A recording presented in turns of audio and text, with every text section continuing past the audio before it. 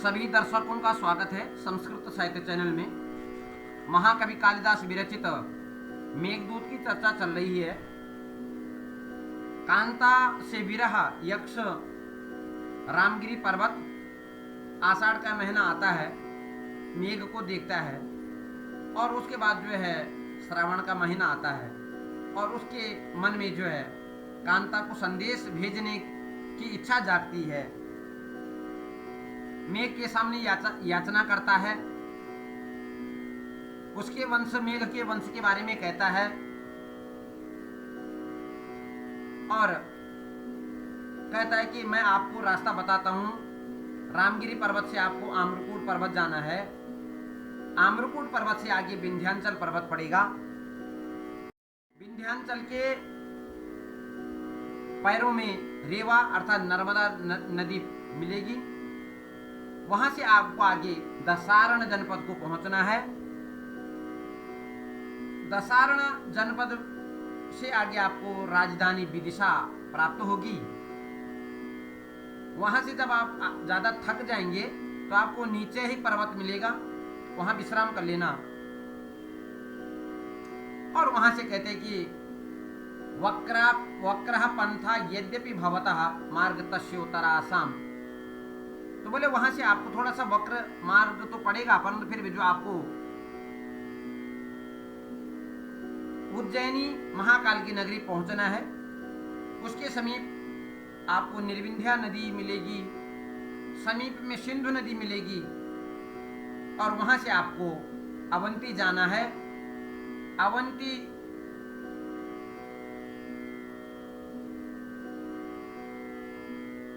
और ऐसी अवंती नगरी या मालवा नगरी जहां बोले जो है उदयन और वासवदत्ता की प्रणय कथाएं मिलती हैं। और वहां से आगे बोले जो है क्षिप्रा नदी है। तो इस उज्जैनी में अर्थात अवंती नगरी में क्षिप्रा नदी बहती है और उसी को आगे कह रहा है कि आपको वहां जाना है। दीर्घी कुर्वन् पटुमद कलम पूजितम सारसानाम प्रत्युषेषु स्फुटित कमला मोद मैत्री कषायः यत्र स्त्रीणां हरति सुरतग्लानिन्यं यत्र स्त्रीणां हरति सुरतग्लानि मंगानुकूलः क्षिप्रावातः प्रियतम इव प्रार्थना चाटुकारः। कह रहे यत्र जिस उज्जैनी नगरी में,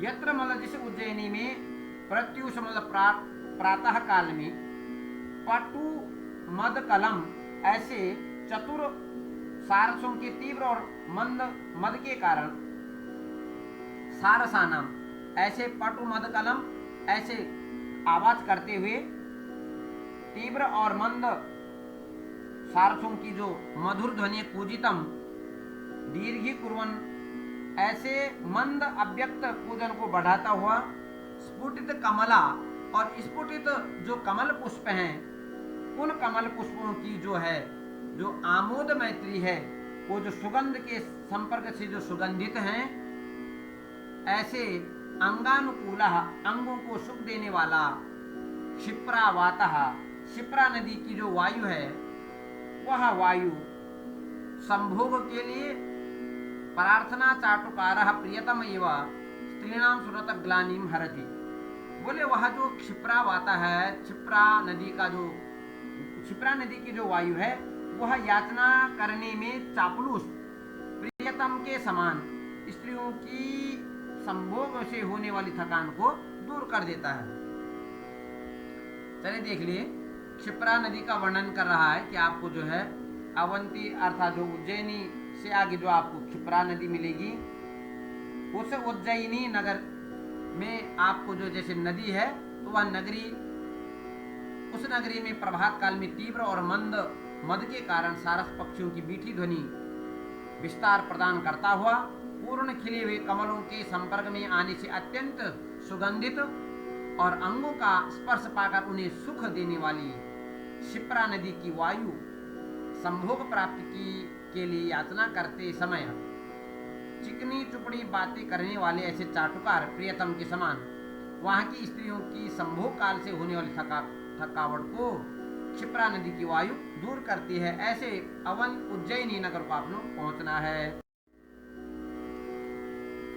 आगे कह रहे हैं हारास्तारास तरल गुटिकान कोटिसह शंक सुक्ति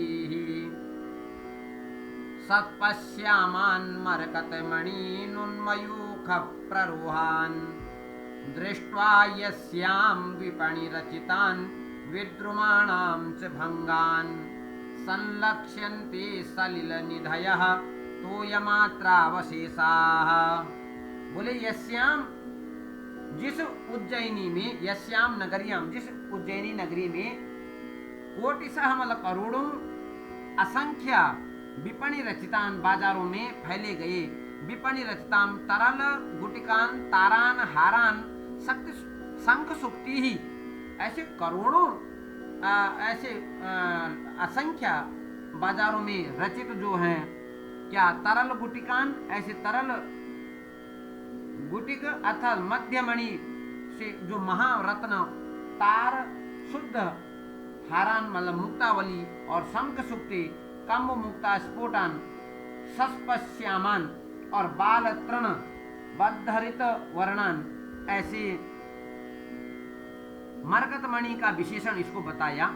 सस्प का मतलब घास के समान, तो घास के समान हरी हरी जो मणि है, श्याम के समान, श्याम सस्प, सस्प बोलते हरी घास को, श्यामान मतलब हरी हरी घास के समान, ऐसी उन्मयूख प्ररोहन और ऐसी मरकत मणि का विशेषण इसको उन्मयूख, ऐसे रम्य अंकुर किरणों वाली ऐसे सुंदर किरणें मरकत मणिन, और ऐसी मरकत मणियों के सुंदर अंकुर, ऐसे मरकत मणि विद्रुमाणाम और मूंगों का जो खंड है, ऐसे विद्रुमाणाम भंगान, उनको देख करके सलिल निधयः अर्थात तोय मात्रावशेषाः, ऐसे जो जिसमें केवल जल ही रह गया हो, सारे रत्न निकाल लिए हूँ और वो सब निकाल करके रत्न उज्जैनी में रख दिए हूँ, ऐसे तोय मात्रावशेषा संलक्षित, ऐसी उस उज्जैनी की जो नदी है क्षिप्रा, वो ऐसे जो तोय मात्रावशेषा उसमें केवल, और उसके जो रत्न है वो सब जो है उज्जैनी नगर में ला दिए हूँ, ऐसा लगता है। तो कह रहे हैं जिस उज्जैनी में करोड़ों की संख्या में बाजार में फैलाए हुए मध्य भाग की मणि, जिसके महारत्नों ऐसे असली हीरों को देखकर या हारों को देख करके, शंख और सीपियों को देखकर घास की तरह हरे वर्ण वाले और घास के अंकुर की तरह उन पर उठी हैं, जिसकी सुंदर किरणें ऐसी मरकत मणियों को देखकर, मूंगा रत्न के टुकड़ों को देखकर ऐसा जान पड़ता है कि सभी रत्नों के निकल जाने के कारण समुद्रों में केवल एकमात्र अवशिष्ट जल ही रह गया है। तो उस क्षिप्रा नदी को आपको जाना है, उज्जैनी के जो पास है। यहाँ कथा भी बहुत सारी हैं, उन कथाओं को आपको जानना है। ये में तो प्रद्योतस्य प्रिय दुहितरम वत्सराजोत्र जहि हेमं तालद्रुम वनमभूत अत्र तस्यैव राज्ञः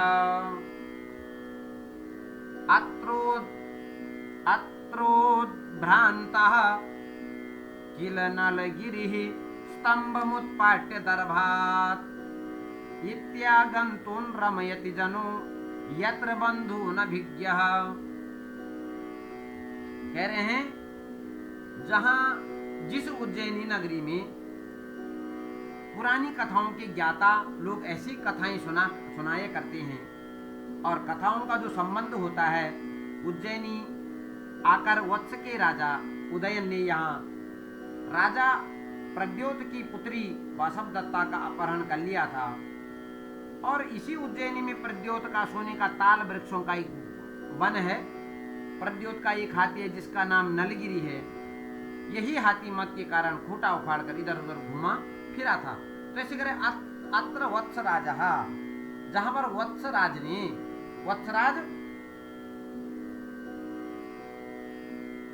वत्सराज उदयन ने क्या किया, प्रद्योतस्य, उज्जैनी का जो राजा रहा होगा प्रद्योत, उसकी प्रिय दुहितरम, उसकी प्रिय पुत्री वासवदत्ता को क्या उसको प्रिय पुत्री जो थी उसको क्या कर लिया, जहार, उसको अपहरण कर लिया। अत्र तस्य एव राज्ञः, और इसी उज्जैनी में उस राजा का एक हेमम ताल ध्रुवम अभूत, उसी राजा का एक जो है स्वर्णमय, अर्थात जिसको जो है इसी सोने का ताल वृक्ष, ताल ध्रुव वनम, और इसी उज्जैनी में बोले नलगिरी नामक हाथी, बोले दर्भात मतलब मदमत्त होकर के स्तंभम, खंबे को उखाड़ करके उद्धाता इधर उधर घुमा करता, इति यत्र अभिज्ञः जनः, ऐसे उज्जैनी के लोग, जनः आगंतुन बंधुन रमयति, ऐसे आए हुए लोग उनको ऐसी कथाएं सुनाया करते हैं। उस उज्जैनी को आपको जाना है। कह रहे हैं कि इस उज्जैनी में वत्स देश के राजा उदयन ने उज्जयिनी के राजा प्रद्योत की प्रिय पुत्री वासवदत्ता का अपहरण किया। इसी उज्जैनी में एक स्वर्णिम ताल के पेड़ों का वन है। इसी उज्जैनी में नलगिरी नाम का हाथी मत के कारण खंबे को उखाड़कर इधर उधर घूमता है। और उज्जैनी में ऐसी रहने वाली ऐसी कथाओं को जानकर लोग दूर देश से आए हुए बंधुओं का मनोरंजन करते हैं। तो आपको ऐसे उज्जैनी का दर्शन अवश्य करना चाहिए।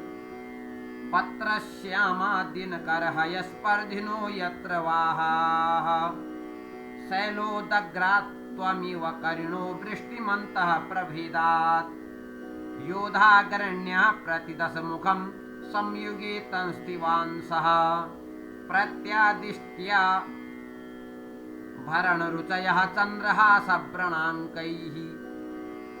कह रहे हैं इसी उज्जैनी में घोड़े पत्तों के समान श्याम वर्ण और सूर्य के घोड़ों से स्पर्धा करने वाले हैं। यत्र वाहाः, यत्र मतलब इस उज्जैनी के जो घोड़े हैं, वाहाः मतलब अश्वाः, वो पत्र श्यामाः पलाश श्यामला, पलाश पत्र श्यामाः अर्थात श्याम वर्ण, और दिनकर हय स्पर्धिना, और जो दिनकर का जो सूर्य के जो हय हैं घोड़े हैं, स्पर्धिना उनसे स्पर्धा करने वाले ऐसे यहाँ घोड़े हैं। फिर अगली बात करें, शैलोदग्रा करेण प्रभेदा त्वम इव वृष्टिमन्तः, और बोले यही बोले जो है शैलोदग्रा और पर्वत के समान यहाँ इसी उज्जैनी में करेण मतलब हाथी, प्रभेदात हाथी मद टपकने के कारण तुम्हारे समान वर्षा करने वाले हैं। यहाँ के जो हाथी है ना, वो बोले जैसे तुम बारिश करते हो वैसे ही यहाँ के हाथी भी, उज्जैनी के हाथी भी बारिश कर देते हैं। तो हम एवं वृष्टिमन्तः। फिर कह रहे हैं इस उज्जैनी में क्या करते हैं, योधा अग्रण्य संयुगे प्रतिदश मुखम, युद्ध में रावण के विरुद्ध खड़े होने वाले श्रेष्ठ योद्धा, योधाग्रण्य, युद्ध में जो श्रेष्ठ हैं ऐसे अग्रगण्य, वो युद्ध में संयुगे, युद्ध में प्रति दशमुखम रावण के सामने अर्थात दशमुखम प्रतीति खड़े हुए चंद्रहासा वृणांक, रावण की तलवार के घावों के चिन्ह से अंक ही, रावण की तलवार का नाम जो चंद्रहास है और उसके जो चिन्ह है चंद्रहास वृणांक ही प्रत्यादिष्टा भरण रुचय, ऐसे उस अंक त्याग दिया है आभूषण की शोभा को जिन्होंने, ऐसे योद्धा यहाँ इस उज्जैनी में निवास करते हैं। एक बार अनुवाद देख लीजिए।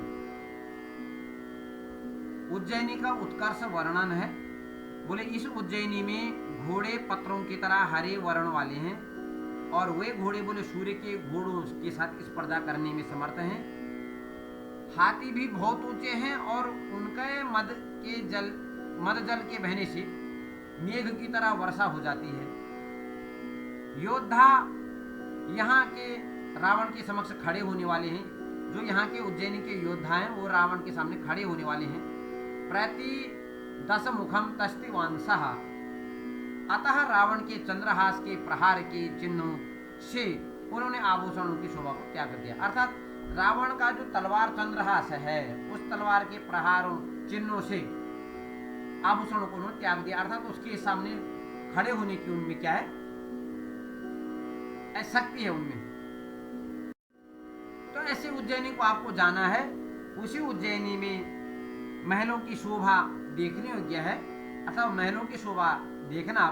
जालोद्गीर्णे रूपचित वपुः केश संस्कार धूपैः बंधु प्रीत्या भवन शिखिभिः दत्त नृत्योपहारः हर्मेश्वस्या कुसुम सुरभि अध्वखेदं नयिथाः लक्ष्मी पश्यन् ललित वनिता पाद रागांकितेषु।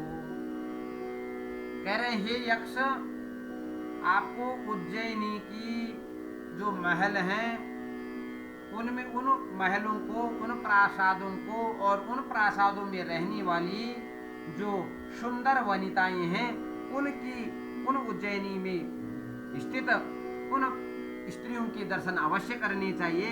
और उन स्त्रियों के दर्शन से तुम्हारा जो मार्ग का जो अध्व खेद, मार्ग का जो श्रम है वह दूर हो जाएगा। तो कह रहे हैं जालोद्गीर्ण है, ऐसे गवाक्षों से निकले हुए केश संस्कार धूपे ही, और बालों को केश बोलते, बालों को सुगंधित करने वाले धूप से बढ़े हुए उपचित वपु, जिनका सुंदर शरीर है, बंधु प्रीत्या और मित्र के प्रेम के कारण भवन शिखी भी, भवन के अर्थात घर के मोरों के द्वारा दत्त नृत्योपहार, उपहार नृत्य रूपी उपहार दिए गए, कुसुम सुरभिषु और फूलों से सुगंधित, ललित वनिता पाद रागांकितेषु और सुंदर स्त्रियों के पैरों के महावर से चिन्हित इस उज्जैनी के महलों की शोभा को देखते हुए तुम्हारे जो मार्ग की जो अध्वखेदम हर्मेषु हर्मेषु अस्या हर्मेषु लक्ष्मी पश्यन अध्वखेदम नहीं था, वो दूर हो जाएगा। तो ऐसा एक तो पहली बात ये बताई उन्होंने कि जो उज्जैनी का जो महल है वो कैसे, सबसे पहले वो बड़ी बड़ी खिड़कियों से, और उन खिड़कियों से जो है वहाँ की जो वनिताएं हैं वो उन गवाक्षों से निकले हुए बालों को सुगंधित करने के लिए उन बालों को उपचित धूप दिखा रहे, बालों को उपचित वक्त, और उसके द्वारा उनका शरीर सुगंधित हो गया है। बंधु प्रीत्या भवन शिख भी, और यहाँ जो है इसी उज्जैनी में भवन शिखी भी, प्रत्येक भवन पर, प्रत्येक प्रासाद पर जो है मयूरों के द्वारा नृत्य किया जा रहा है। कुसुम सुरभिषु, और ऐसे फूलों की सुगंधित और ललित सुंदर वनिताओं के पाद से रागांकित जो उनका महावर है, अस्य हर्मेषु लक्ष्मी पश्यन, उन महलों की शोभा को देखते हुए, लक्ष्मी मतलब शोभा को देखते हुए मार्ग की थकान को दूर करते हैं। कह रहे हैं खिड़कियों से निकलने वाली स्त्रियों के केशों को सुगंधित करने वाली धूप,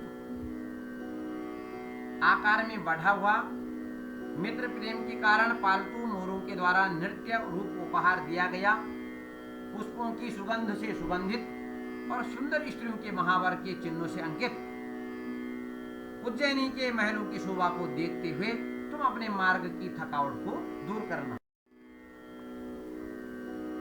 भर्तुः कंठ छविरिति गणे सादरं वीक्षमाणाः पुण्यं यायास्त्रिभुवन गुरु धाम चंडीश्वरस्य।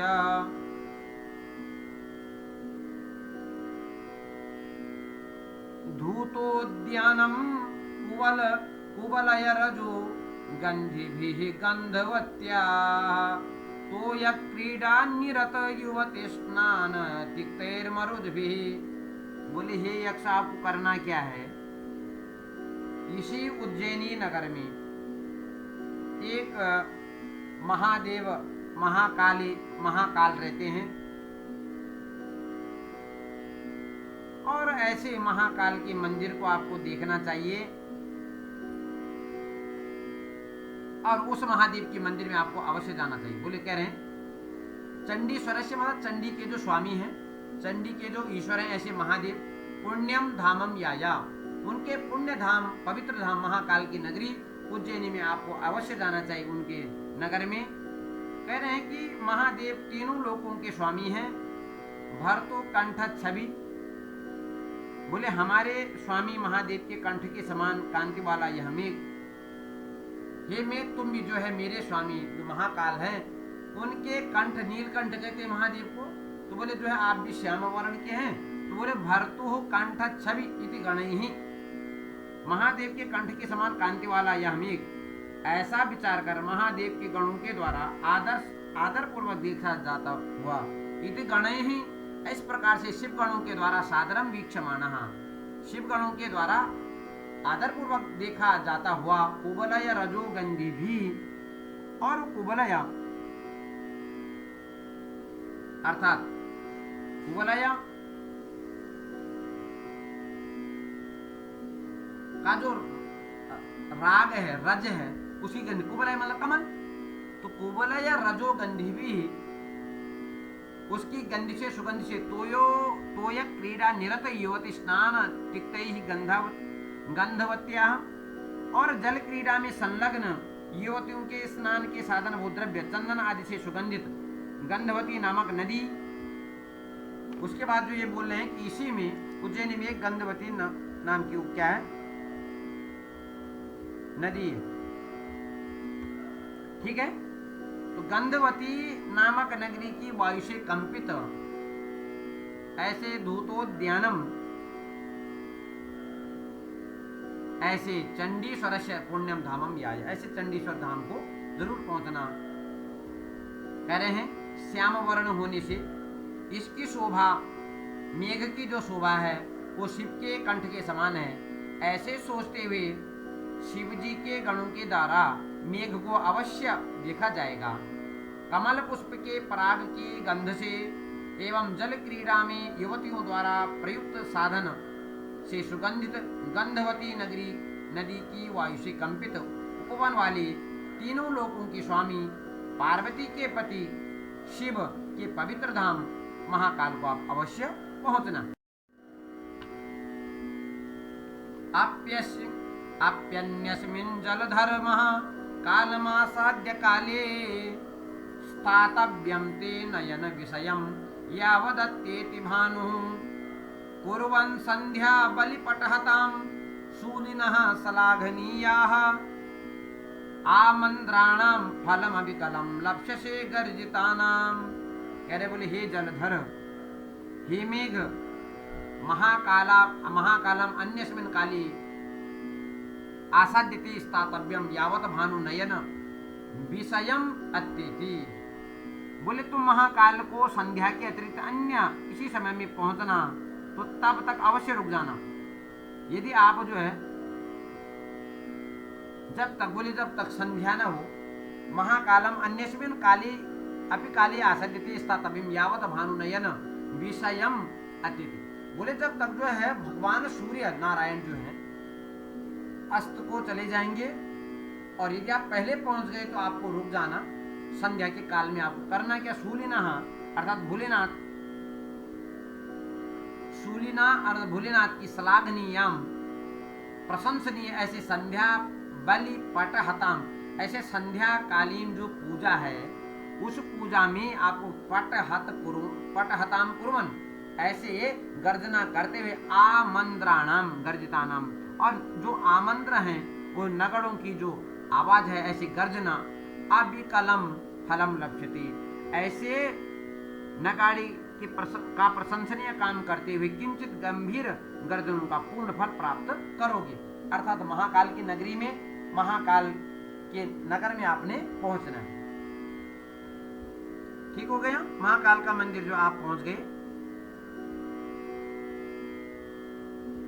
अब जो है कह रहे हैं हे मेघ, महाकाल मंदिर में किसी भी समय पहुंचकर तुम्हें तब तक रुकना चाहिए जब तक सूर्य आंखों से ओझल नहीं हो जाता, क्योंकि सायंकाल को भगवान शिव की पूजा नगाड़े के साथ होती है, और तुम जो है नगाड़े का काम करोगे, क्योंकि तुम अपनी गर्जना से नगाड़े की ध्वनि करोगे और उससे आपको भी संपूर्ण फल भोलेनाथ प्राप्त करेंगे। कह रहे हैं पादन्यासे क्वणित रसना तत्र लीलावधूतैः रत्नच्छाया खचित बलिभिः चामरे क्लांत हस्ताः वेश्या त्वत्तो नखपद सुखान् प्राप्य वर्षाग्र बिंदून् आमोक्ष्यन्ते त्वयि मधुकरा श्रेणी दीर्घान कटाक्षान। बोले उसी महाकाल के मंदिर में, जो उज्जैनी में महाकाल मंदिर है, हे यक्ष वहां क्या करोगे आप? तो बोले तत्र पादन्यासे, उस समय सायंकाल में पादन्यासे महाकाल मंदिर में पादन्यास से नृत्य करने वाली क्वणित रसना, ऐसे नूपुर बजाती हुई लीलावधूत ही वैश्याओं की करधनियों से, पैर थिरकाने से उनकी जो करधनियां हैं वो बज रही। लीलावधू रत्न छाया खचित बलिवी चामरे, और वैश्याएं हाथ में मणिकंकर पहनी होंगी और रत्न छाया खचित बलिवी चामरे क्लांत हस्ता, और बोले जिनकी कांति चंवरों की मूठों पर पड़ रही होंगी, ऐसे चंवरों को लीला पूर्वक डुलाने के कारण वैश्याओं के हाथ थक जाएंगे। वैश्या त्वत्तः नखपद सुकान वर्षाग्र बिंदून प्राप्य त्वयि मधुकर श्रेणी दीर्घान कटाक्षान आमोक्षन्ते। यदि तुम बोले उन वेश्याओं के ऊपर वर्षा की पहली बूंद गिराओगे तो उनके शरीर पर प्रियतम द्वारा संभोग काल में किए गए नख के खरोचों के स्थान पर आराम मिलेगा। इसलिए वैश्याएं तुम्हारे ऊपर भ्रमर पंख के समान लंबे लंबे कटाक्ष करेंगी। कह रहे हैं महाकाल मंदिर में संध्या काल में नर्तकियों द्वारा पैरों को थिरकाने से उनकी करधनियां बजेंगी। नर्तकियों द्वारा पहने हुए रत्नों की कांति से विभूषित चंवरों को विलासिता से हिलाने के कारण वे नर्तकियां थक जाएंगी, और थके हुए हाथों वाली नर्तकियों के शरीर में नखक्षत द्वारा हुए खरोचों पर जब तुम्हारी वर्षा की बूंदें पड़ेंगी तो वे नर्तकियां तुम पर भ्रमर पंख के समान लंबे लंबे कटाक्ष अर्थात तुम्हारे को देख। पश्चादुच्चे भुज तरुवनम मंडले नाभिलीनाः सांध्यं तेजः प्रतिनव जपा पुष्परक्तं दधानः नृत्यारंभे हर पशुपते राद्र नागार्जिनेच्छां शान्तोद्वेगस्तिमित नयनं दृष्ट भक्तिर भवान्याः। उसके बाद जब आप महाकाल मंदिर में जाएंगे, उसके बाद भगवान भोलेनाथ जी का तांडव आरंभ कर देंगे। तांडव नृत्य करने के लिए आपको कुछ करना पड़ेगा, प्रयास करना पड़ेगा। तो बोले पश्चात जब जो है वैश्याएं अपना नृत्य और तुम अपनी पुनः जो श्रांत वैश्याओं के ऊपर जल डालेंगे, वर्षा करोगे और उसे जो है वो उनको सुखद अनुभूति होगी। उसके पश्चात क्या होगा? पशुपते नृत्यारंभे, पशुपति पशु नाम पति ही, ऐसे भगवान भोलेनाथ के नृत्यारंभे, नृत्य अर्थात तांडव के आरंभ में प्रतिनव जपा पुष्प रक्तम सांध्यम तेज दधानम, ऐसे प्रतिनव नए नए जपा पुष्प बोलते, जो सूर्य का पुष्प होता है ना, जपा कुसुम संकासम बोलते हैं। तो बोले ऐसे जपा पुष्प रक्त वर्ण का होता है, इसलिए जो है सूर्य को दिया जाता है। तो बोले जपा पुष्प के समान रक्तम लाल और सांध्यम तेज, और सांध्य की जो आभा, संध्या काल की जो रक्तिम आभा है, उस आभा को धारण करता तेजा दधाना उच्चैहि भुज तरुवनम, और ऐसे उन्नत भुजारूपी वृक्षों के वन पर मंडलेन मंडलाकार रूप से व्याप्त होकर के अभिलीन भवान्याः पार्वती के द्वारा भय रहित और निश्चल शांतोद्वेग स्तिमित नयम दृष्टि भक्ति आद्र नागाजिनेच्छाम हर, ऐसे पार्वती के द्वारा भय रहित निश्चय नेत्रों के द्वारा देखी गई भक्ति वाला तू उस महादेव की अर्थात हाथी के रक्त गीली खाल इच्छा को दूर कर देना। भगवान भोलेनाथ जो है हाथी पर बैठेंगे, हाथी की गीली खाल जो होगी उसको जो है दूर करे। तो जो है यदि बारिश करेगा तो उससे जो है वो दूर हो जाएगा। देखिए अनुवाद, देखिए अनुवाद। तत्पश्चात भगवान शिव के नृत्य के आरंभ में नवीन जपा पुष्प के समान रक्तिम संध्याकालीन कांति को धारण करता हुआ उन्नत भुजारूपी वृक्षों के वन पर मंडलाकार रूप से व्याप्त देवी पार्वती के द्वारा बिना भय के और निश्चयपूर्ण नयनों से देखी गई।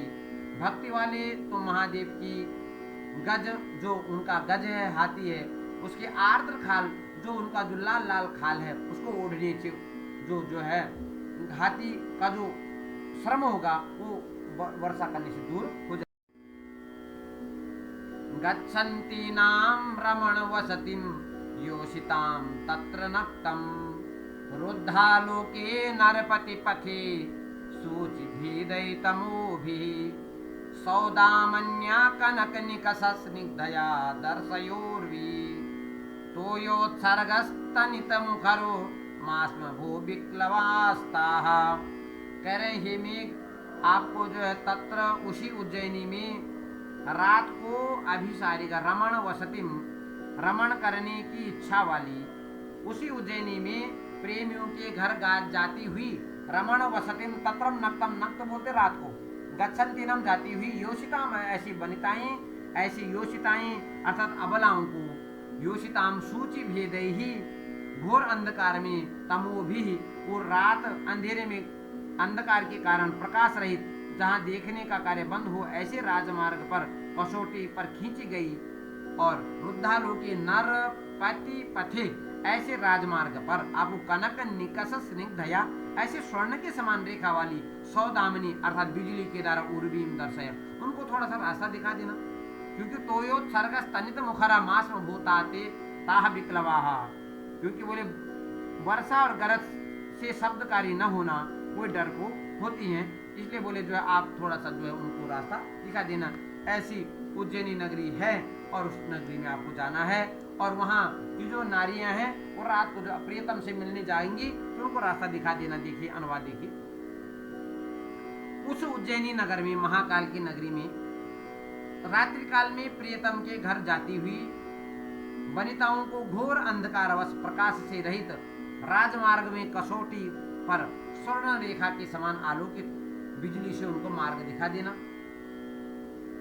बारिश और गर्जन का शब्द नहीं करना, क्योंकि जो है वनिताएं अर्थात महिलाएं जो डरपोक होती, इसलिए जो है बारिश मत करना और गर्जन मत करना, केवल जो आपको उस अंधकार में रास्ता दिखाना है।